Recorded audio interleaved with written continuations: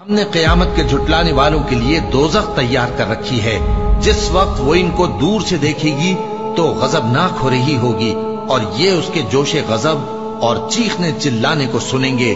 اور جب یہ دوزخ کی کسی تنگ جگہ میں زنجیروں میں جکڑ کر ڈالے جائیں گے تو وہاں موت کو پکاریں گے۔ آج ایک ہی موت کو نہ پکارو، اور بہت سی موتوں کو پکارو، پوچھو کہ یہ بہتر ہے یا ہمیشہ کی جنت جس کا پرہیزگاروں سے وعدہ ہے۔ یہ ان کے اعمال کا بدلہ اور رہنے کا ٹھکانہ ہوگا، وہاں جو چاہیں گے ان کے لیے میسر ہوگا، ہمیشہ اس میں رہیں گے۔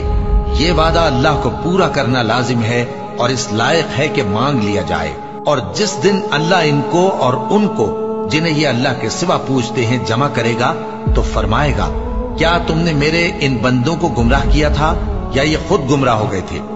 وہ کہیں گے تو پاک ہے، ہمیں یہ بات شایع نہ تھی کہ تیرے سوا اوروں کو دوست بناتے، لیکن تو نے ہی ان کو اور ان کے باپ دادا کو برتنے کو نعمتیں دی، یہاں تک کہ وہ تیری یاد کو بھول گئے، اور یہ ہلاک ہونے والے لوگ تھے۔